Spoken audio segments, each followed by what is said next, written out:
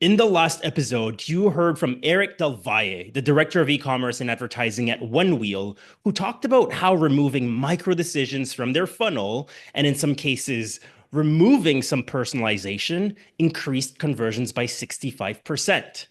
Today, on episode number 52, get ready because Sean Agatep, who's the co-founder and COO at Vincero, and we'll actually be talking about personalization and how it's grown their business. So, I'm your host, Raphael Paulin-Daigle, and I'm the founder of SplitBase. This is Minds of E-commerce. Now, this episode is brought to you by SplitBase. And at SplitBase, we help leading 8 and 9-figure brands such as Dr Squatch, Brio, Hyperice, Amica grow through customer-focused conversion optimization programs. Our programs pinpoint exactly where your store is losing money most, and then, well, we help you fix it. The result, you get increased conversions, higher AOV, and of course, well, more money, which in return allows you to scale advertising profitably. We've been at it for over a decade, and we can help you manage CRO from A to Z. I'm talking about customer research, conversion design, strategy, copywriting, development. We really focus on growing your e-commerce sales while you get to focus on what you do best. So you can go to splitbase.com today to request your free proposal and learn how we can help you get the most out of your marketing spend. All right, Sean, welcome to the show. Thank you so much for being here. Great. Excited. Thanks for having me. Yeah, so as you know, this podcast is all about going deep and dissecting one key growth strategy so our listeners can get the most value right away. But just for people who might not be familiar with Vincero, I'd love for them to get maybe a bit of context. How big's the brand? What's some of the progress that you've done? And yeah, tell us a bit more just so we can get the For conversation sure. going. For sure. Vincero is an men's accessories brand. I started with my best friends from college in 2014. We actually started on Kickstarter, so we've been around for a while. Mm, We're low interesting. eight figures, and we should be crossing about 700,000 customers here by the end of the year. Amazing. So now you mentioned as we were getting ready for this call that personalization has been a really important growth engine to you guys.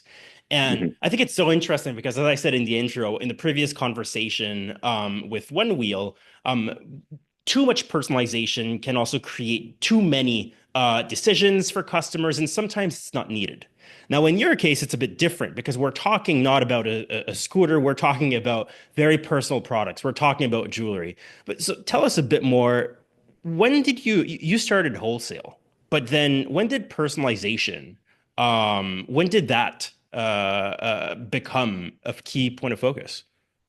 The shift to personalization and capturing the sentimentality in life's moments really started for us like 2 to 3 years ago, maybe a little bit more. Um, Vincero is a very giftable product.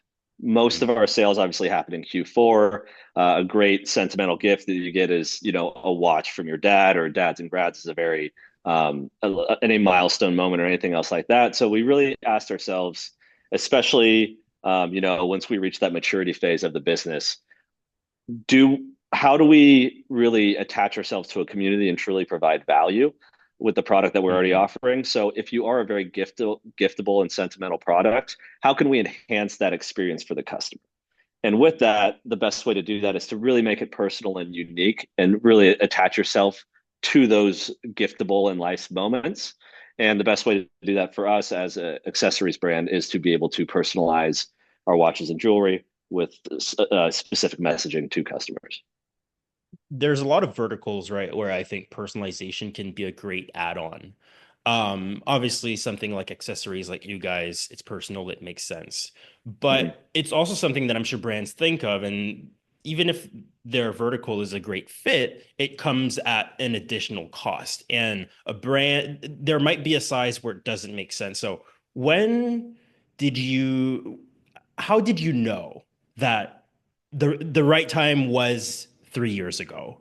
What was that process of deciding, you know what, adding personalization is going to have an ROI that we expect is worth it? Right. Well, it started with we started selling gift bags as add-ons to customers.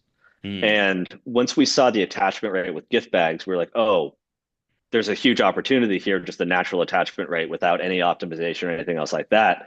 A majority of our purchases are gifting. So with that, how can we enhance that? And so the idea with personalization and engraving was like, what's the lowest cost way that we can test this out before being pot committed into building, the brand identity around this? Hmm. When I love here how you actually use the customer signal. And I think that's a very smart thing to do. Looking at, hey, we have a lot of people buying gift bags. A lot of people are Mm-hmm. into gifting. So it wasn't just like, hey, it could be cool to add personalization. You really had a data point there. Um, what type of infrastructure change, and I'm talking logistically speaking, even whether that's online, whether that's in terms of manufacturing the product, what type of change is kind of required for brand to go from no personalization to doing personalization? Right. So a lot of that comes from our expertise in product development and manufacturing. Mm, My partners and I lived out in China for 5 years, doing product development, sourcing, and everything like that. So we had the real ins and outs of how watches were actually made. And so when we talked about personalization, and the finishing touch in all of our watches is the case back is engraved, and it's run through a laser engraver at the factory level. right. So we asked ourselves, what would be the easiest way to set this up to where we could test to where it would make sense if we built out a whole engraving infrastructure. So we bought a low cost rotary engraver. We threw it in the office. Felt bad for that side of the office because it sounded like one of those old school printers. But it worked. We were at capacity pretty quick, and we could only do 30 to 40 engravings a day at our capacity here within the office. Right. So it was more of a signal that, okay, this is working. How do we actually run this at scale? Uh, I'm putting myself in the shoes of a brand who's thinking of doing that. I can Mm-hmm. imagine anyone working in marketing whose idea it might be to introduce, or in product, right, to introduce that. They're going to have to Right. convince someone, unless you're the founder, that hey, Right. well, there is going to be a clear ROI from this. Right. Um, in your case, how important is engraving at the end of the day? Were you guys able to forecast the ROI? How did you make that decision that it was worth it?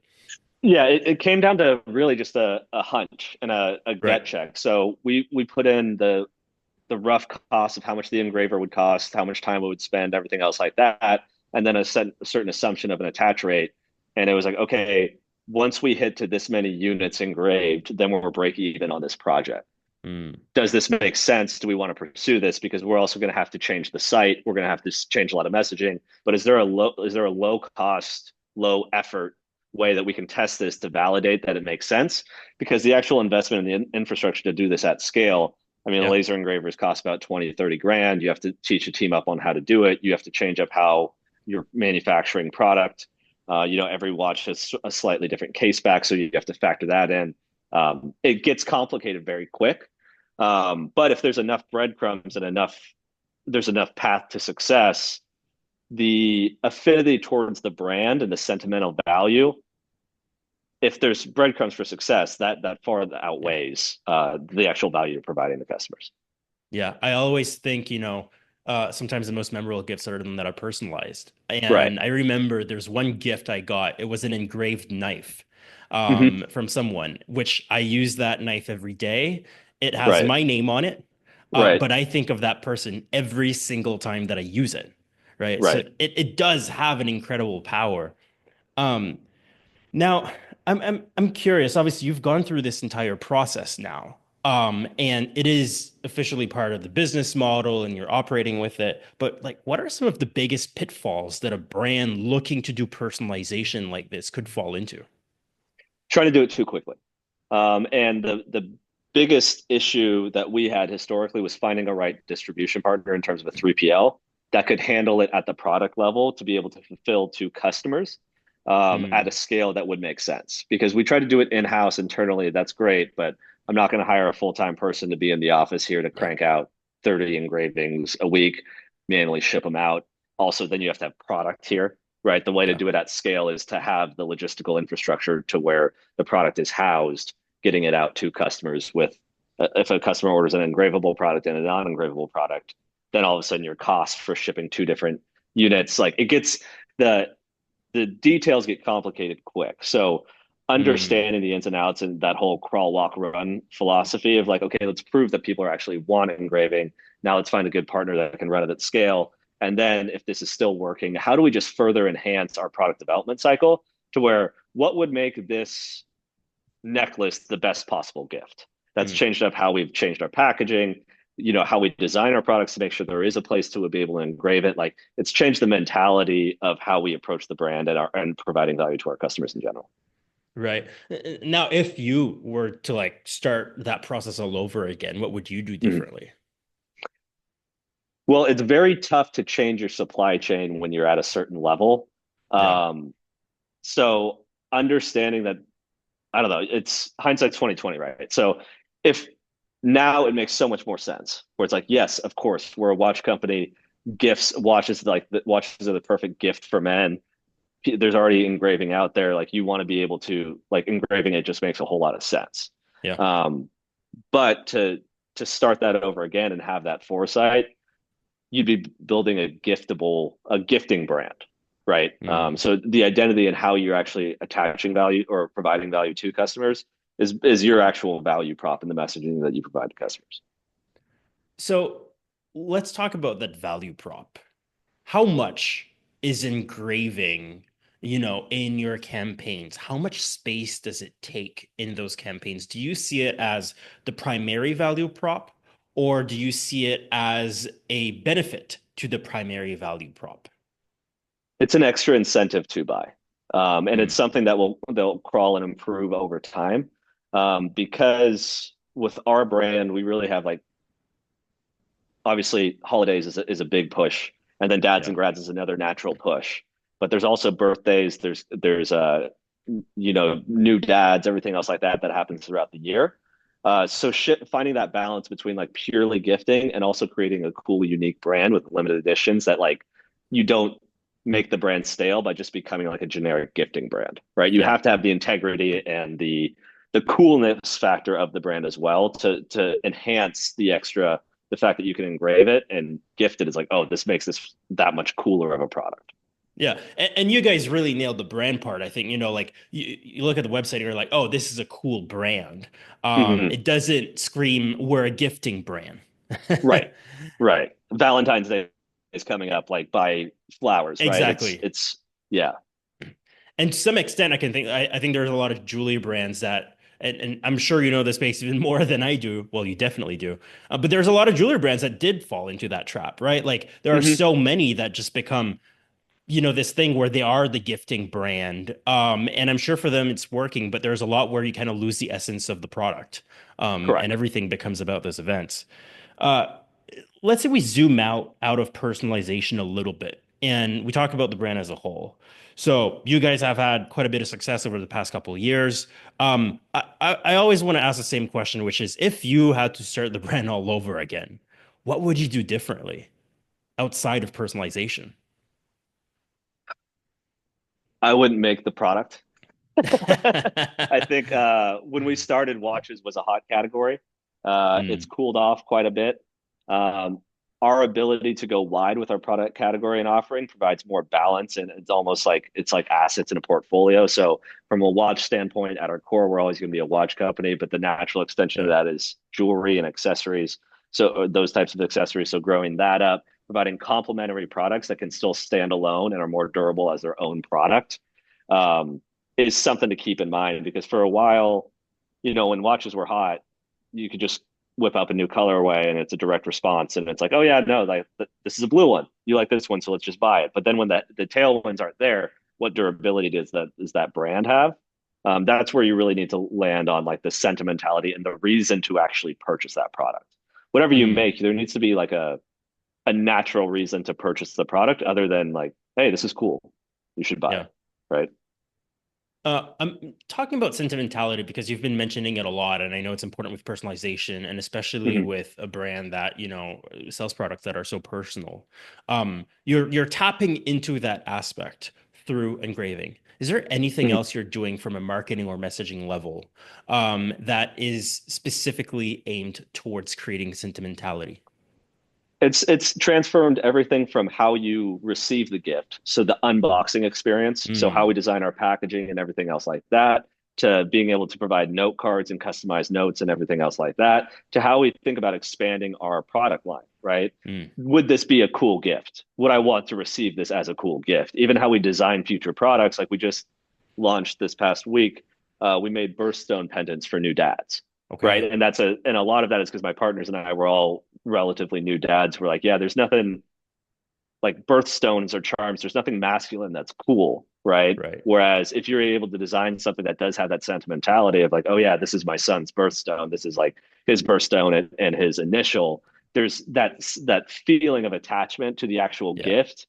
And I think also too with guys are the most difficult to gift because we don't really care, right? I've got enough stuff, right? Yeah. But if there's a sentimentality attached to it, it's just that much more powerful of an experience. The birthstone example is fantastic. It's a very logical brand extension in a sense. Right. Um, Amazing. Now let's talk about tools. I mean, you've scaled that brand. People love to talk about tools. Is there any tools in your tool set, in your tech stack, that you say I would not be able to run the brand without these? From a marketing standpoint, Yeah. um, realistically, knowing, I would say probably attribution, understanding where customers are coming from, understanding that actual customer journey. Also being able to split test and test different messaging because you're gifting not only men buying gifts for themselves, but wives buying gifts for their husbands. That messaging and everything needs to be different. The other thing we've learned as well is that our watch customers are not necessarily our sunglass customers. So I have to speak to them different. I have to test different angles. The way we present our products are all completely different. So we need to be able to present ourselves in a diverse way that attaches itself to each of these product verticals. Can I ask a question about that? Personalization. Mhm. Obviously, as you just said, very natural, but how much do you guys actually do personalization and how is it applied throughout the funnel? I'm sure on an ad level, on the targeting level, there's going to be a messaging there. How much does it carry over to the website and what's the strategy around that? So we are, I mean, you're talking with us while we're mid shift to going full bore into personalization. So everything Mm, from top of funnel to how we're presenting our products to new product launches, we're shifting. I mean, if you look at the website a year ago towards now, it looks drastically different, right? right. We're pushing heavy into that personalization, which can only really happen over time Yeah. as we just improve every product that we sell has to justify itself from a gifting presentation standpoint. Yeah. So that's we're mid shift now. So it will become more and more. We'll do limited edition drops, cool collabs, and then cool gifts. Great. Um, what tools are you using for that? For which part? For personalization in general, is there anything you've talked about A/B testing and testing different messages? Do you have any tool that you love? Um, we have been satisfied so far with IntelliGems and Yeah, being able to great split tool. test and everything else like that. Um, and then from the personalization and everything, that's all custom dev. That's built off of, there are apps and tools and everything else like that, but the actual value that a lot of those, we need to be able to create a custom solution because the way my watch looks, if you're going to showcase engraving, is going to be fundamentally different than the way like Yeah. this pendant necklace looks, right? So you need to be able to Yep. have more control over the actual showcase and presentation on site. Amazing. So I've got a lot of great takeaways from this conversation. I think the number one keyword out of all of this is personalization, but across the board, you guys are not just saying you're doing personalization, but you're truly doing it from a product standpoint with product engraving, but you're also doing it from a messaging standpoint, and from a whole bigger brand and marketing standpoint as well. Hmm. One of the things that I noted that I think was very important is you guys didn't jump into personalization or product engraving just because you thought it would be cool. There was an actual logic to it, which was technically just understanding the behaviors of the customers, Yep. understanding that, oh, we do have a lot of people that are buying gifts. How can we extend the value of gift buying, Right. and therefore bring more value to the customer, but also get more value in return as a brand? Um, Right. and I think this is a key lesson because a lot of brands actually go and build things for the sake of being cool, but what they don't always realize is the smart brands are doing it not just because it's cool, but because they've identified signals that justifies that. Right. And there's also a So certain point where like if you're not creating that reason to purchase, at a certain point I have enough watches, right? I yeah, don't need another watch, right? So why great else point. would I purchase? Like you're providing value by letting them by bringing back customers for a reason. If you got a cool gift, you're likely to give that to that same experience, and you love that experience. And our customer service team does a great job of making sure that that experience comes through to customers because it's that word of mouth effect, it's that community building effect that we really rely on. Totally. Now, we've been talking to Sean Agatep from Vincero. Now, Sean, if people want to learn more about you, about the brand, where should they go? VenceroCollective.com is our website. That's best way to go, best way to find out about the brand. And yeah, Awesome. Sean, thank you so much for being here. for sure. Thanks, Rob.